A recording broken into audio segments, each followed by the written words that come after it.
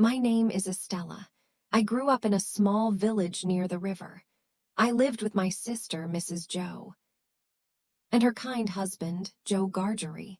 Joe was a blacksmith. He worked hard and had a warm heart. My sister was strict and often angry, but Joe was gentle. I helped him sometimes in his little workshop. I liked the sound of the hammer and fire. It made me feel safe.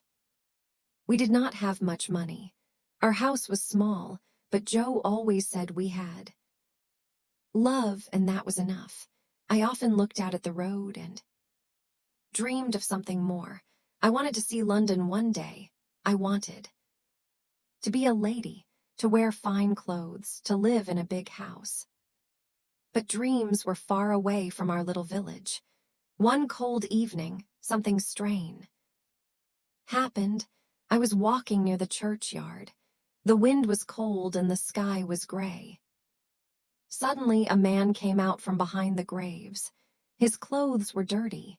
His face was full of fear. He was shaking. He said, "Don't scream."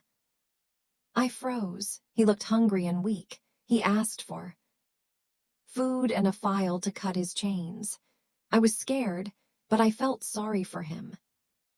I promised to bring him what he needed. That night, while my sister slept, I quietly took some bread and meat from the kitchen. I also took a file from Joe's tools. The next morning, I went back to the churchyard and gave the things to the man. He said, "God bless you, girl." I ran home quickly, my heart beating fast. Later, I heard that 2 prisoners had been caught. I never forgot the look in that man's eyes. Some weeks later, a rich lady in the village sent a message. Her name was Miss Havisham. She wanted a young girl to visit her house and play. My sister was happy because she thought Miss Havisham might help us one day. So one morning, Joe took me to her big strange house called Sutty's house. The house was old and dark. The windows were closed. A servant led me inside. Miss Havisham was sitting in a room full of old things.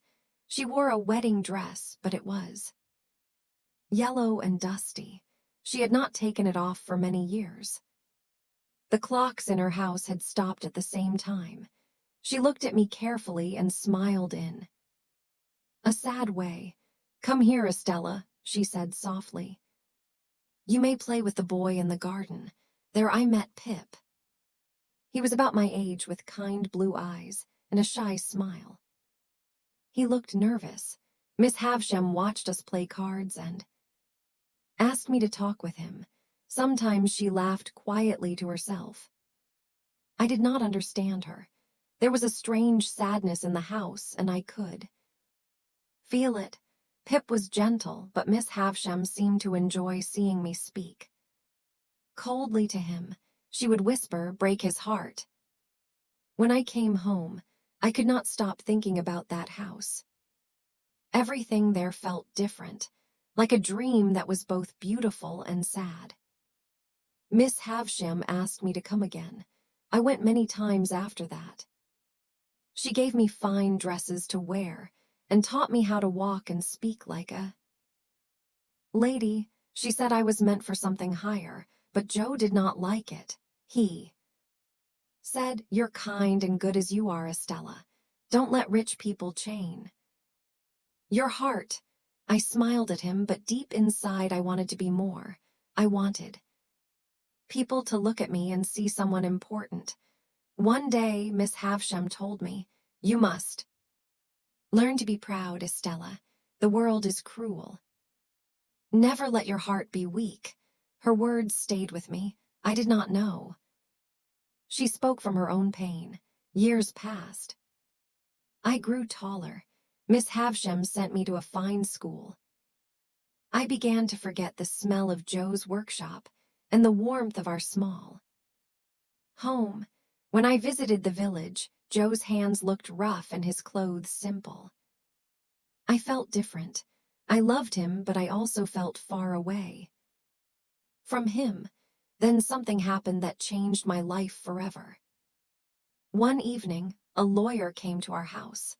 His name was Mr. Jaggers. He looked serious and cold. He said, "Mrs. Estella, you have a great expectation. A secret person has given you money. You will be educated as a lady in London." I could not believe it. Me. A lady in London. My sister was shocked. Joe smiled sadly. "I'm happy for you, Estella." He said, "Don't forget us." I packed my things the next morning. Miss Havisham hugged me lightly and said, "Remember what I taught you." Pip stood near the door. "Quiet," he said. "I'll miss you." I smiled, but I did not know what to say. My heart was full of dreams. I thought my life would soon be perfect. I thought I would never feel small again. But as I left the village and looked back at Joe's little house, I felt something inside me twist softly, like a string being pulled. I did not know why, but it hurt a little. Maybe it was love. Maybe it was goodbye. That night on the road to London, I watched the moon from the carriage window. I whispered to myself, "My life begins." Now, before I continue the story, please like, subscribe, share, and tell me where you are listening from. Your support means a lot to me. Now, let's continue. London was big, loud, and full of smoke. I had never seen so many people before. The streets were busy, the carriages never stopped, and the air smelled of rain and horses. I lived in a fine apartment with a maid and a teacher who helped me learn how to behave like a lady. I had lessons in reading, dancing, and music. Sometimes I looked at myself in the mirror and almost did not know who I was. At first, everything felt like a dream. I had new dresses, soft shoes, and dinners with candles and gold plates. People called me Miss Estella. They said I was beautiful. When I walked through the streets, men turned to look. I smiled proud and tall, just like Miss Havisham had taught me. But sometimes, late at night when the city was quiet, I thought about Joe. I could almost hear the sound of his hammer. I remembered his kind eyes and his warm voice. I missed him, though I did not say it. I told myself that life in London was what I wanted, that love and dreams were the same thing, but deep inside I was not sure. One evening, Mr. Jaggers called me to his office. He said, "Mrs. Stella, your education is complete. You are now a lady. You will meet people of high class. Choose your friends carefully." His face never changed. I asked him about my secret benefactor, but he only said that person wishes to remain unknown. I often went to dinners and dances. Many young men wanted to talk to me. Some spoke about their houses and their money. I smiled, but none of them touched my heart. I told myself I had no time for love. Love, I thought, made people weak. Then one day, I saw Pip again. He was not the same boy I had played within Miss Havisham's garden. He was tall, handsome, and quiet. His clothes were clean and fine. When he saw me, he smiled in a shy way. Like before, "Estella," he said softly, "you look wonderful." Something in his voice made me remember our old days.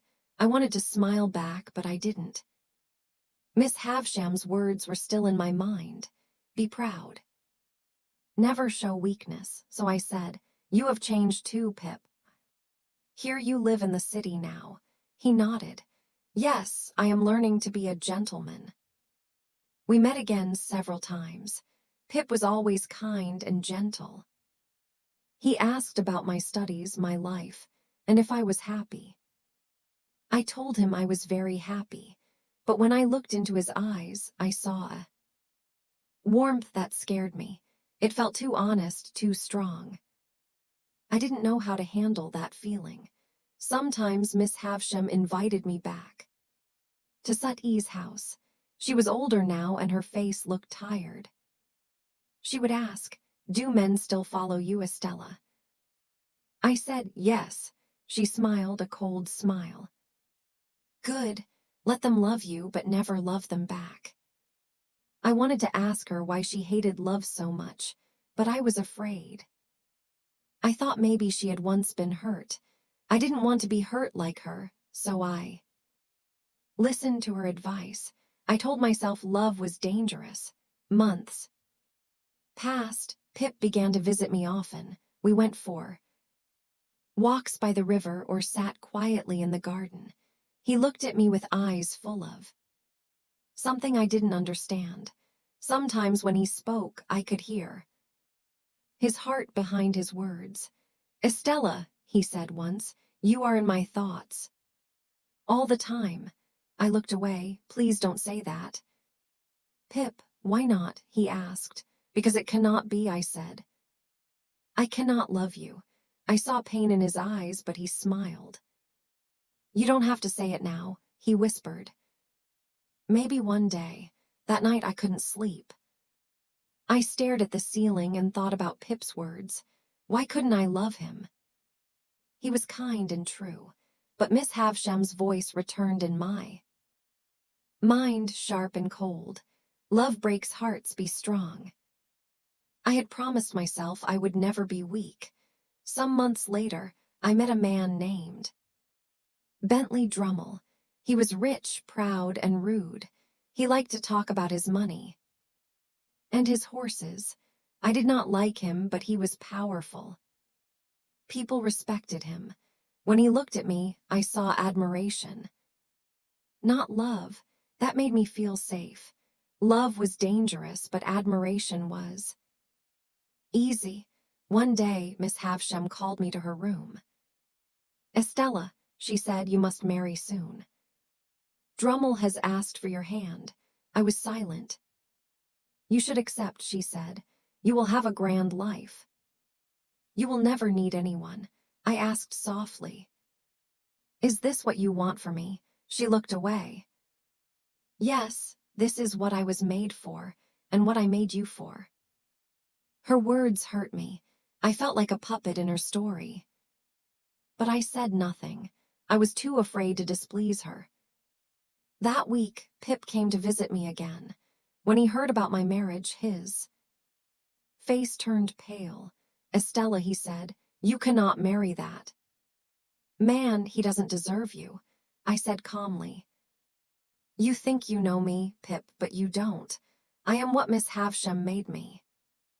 His voice trembled. "No, Estella, you are better than that. You have a heart, I have seen it." I looked at him and for a moment I wanted to cry, but I didn't. "I told you long ago, Pip, I cannot love you." He took my hand, his eyes wet. "I will always care for you even if you don't love me." I pulled my hand away. "Then please forget me." He left without another word. I stood there cold and proud, but inside something broke quietly. I did not know what it was. Then, after that, I married Bentley Drummle. The wedding was big and full of guests. Everyone smiled, but I felt nothing. The church bells sounded far away, as if they rang for someone else. When I looked at my husband, I saw no kindness in his eyes. I told myself I didn't need kindness. I needed strength. But marriage was not what I imagined. Drummle was cruel. He cared only about his money and friends. He often laughed at me or spoke to me harshly. When I cried, he said, "You wanted this life, didn't you?" Sometimes I sat alone and thought about Joe and Pip and the warm little house near the river. I remembered Joe's soft laugh and Pip's shy smile. I missed the simple days when love was real and life was small but full. Now I had everything I once dreamed of. Yet I felt empty. One winter night, Drummle came home angry. He had lost money in a bet. He shouted at me and broke a chair. I stood still, my hands shaking. When he left the room, I sat by the fire and whispered to myself, "Is this what greatness feels like?" Years passed slowly. I stopped writing letters to Miss Havisham. I could not forgive her, but I also could not hate her completely. I understood now that she had loved once, and her heart was broken. She had tried to protect me by teaching me not to love, but in doing that, she had stolen my heart's warmth. Then one day, I received news that Miss Havisham was ill. I went back to Sutty's house. The rooms were the same, dark and full of dust. Miss Havisham sat by the fire, her dress still old and yellow. When she saw me, she began to cry. "My dear Estella," she said, "I made a terrible mistake. I wanted to save you from pain, but I gave you pain instead. Can you forgive me?" Her voice was weak. For the first time, I saw her not as a rich woman, but as a broken one. I held her hand. "I forgive you," I said quietly. She smiled faintly and tears rolled down her cheeks. "You were my only light," she whispered. That night, I stayed by her side until she slept. I looked around the room and thought about my life. I had become a lady just as I wanted. But I was not happy. I realized that being a lady was not about clothes or houses. It was about kindness, love, and truth. I had lost all three. When I left the house the next morning, the air felt heavy. I looked at the gray sky and wondered where Pip was. I had not seen him in years. I didn't know if he still cared or if he had forgotten me, but somewhere deep inside, a small voice said, "He never stopped." I walked slowly back to my carriage, holding my heart like a secret. For the first time, I wished I could turn back time to the garden, to the boy with blue eyes, to the moment when I could have said, "Yes, Pip, I love you too." But life does not turn back, it only moves forward. And I was finally beginning to understand what it had all meant. After my visit to Sutty's house, I went back to London. The city did not look the same anymore. I had lived there for many years, but it no longer felt like home. My husband, Bentley Dummel, became colder every day. He was cruel and proud. I spoke less and less. When I looked at him, I saw a stranger. I realized I had made a mistake that I could never undo. One evening, he came home angry again.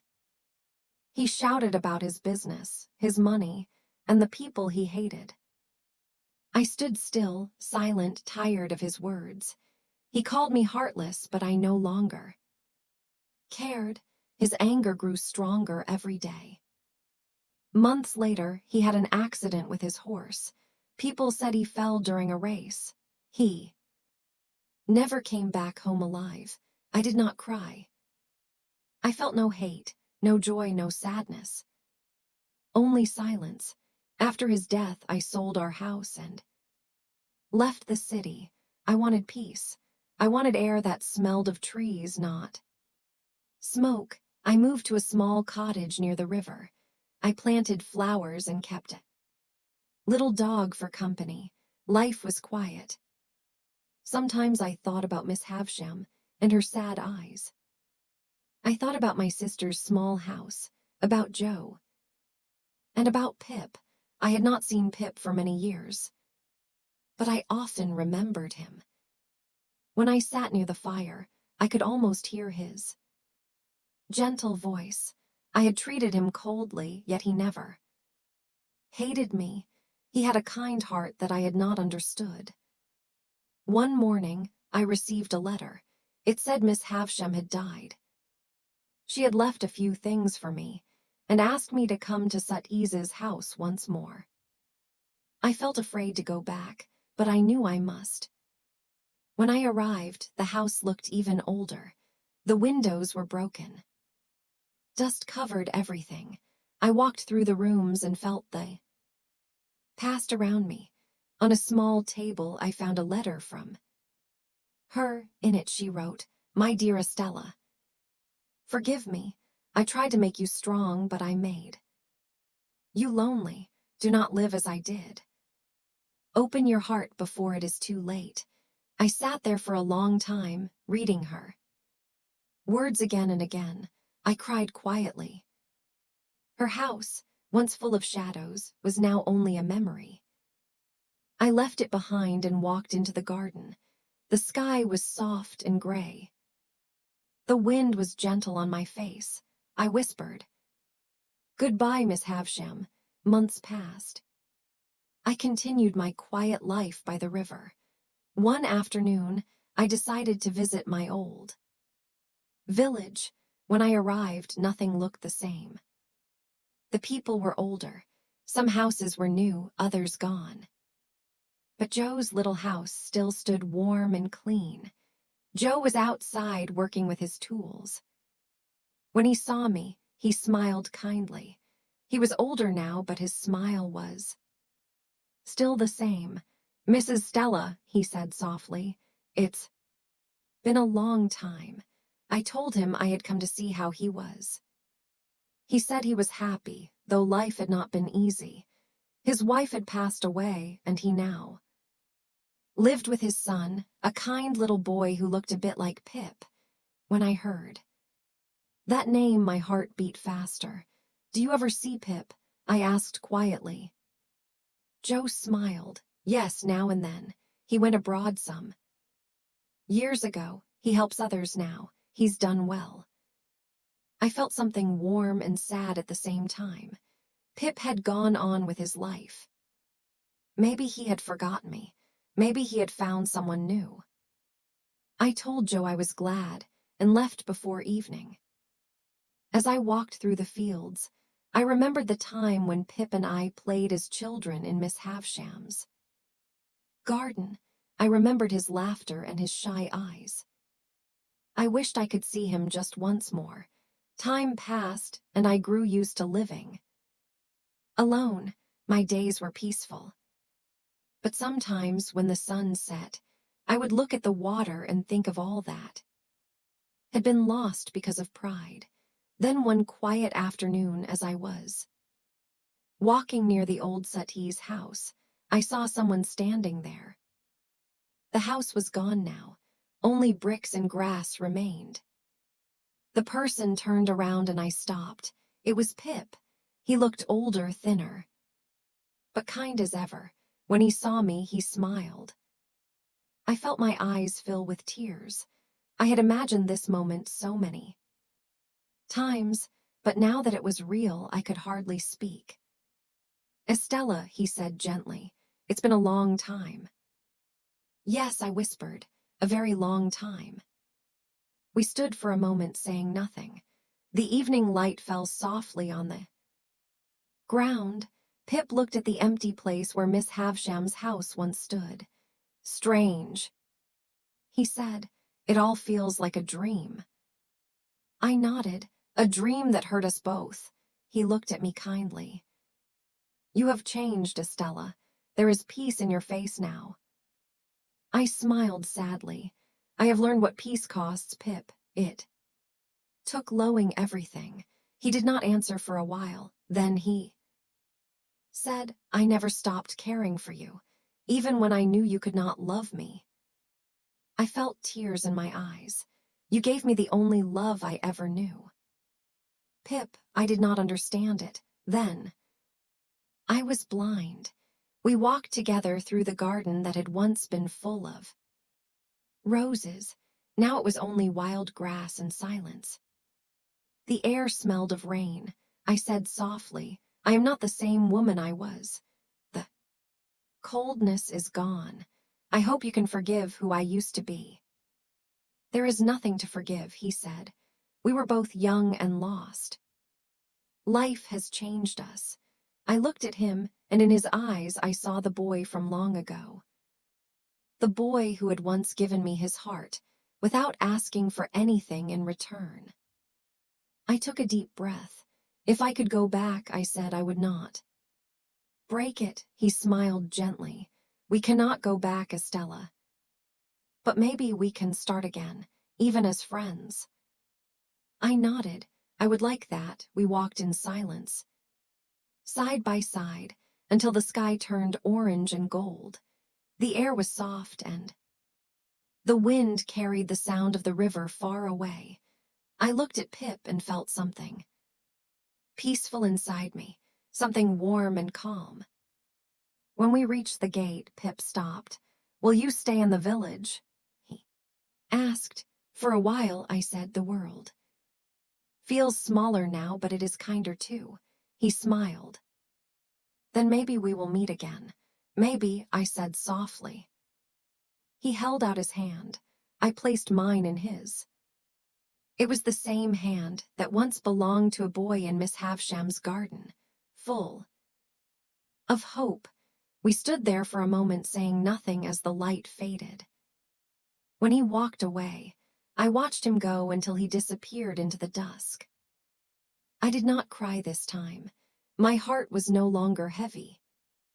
I had lived through pain and learned what truly mattered. I turned toward the ruins of the old house one last time. The walls were gone, but the memories stayed. I whispered into the wind, "Thank you, Pip." Then I walked away, my steps light, my heart quiet. For the first time I felt free. Not rich, not proud, not broken. Just human, just alive. And though life would go on, I knew one thing for sure. Some love does not fade with time. It changes shape. It waits, it forgives, and that is what my great expectation finally became.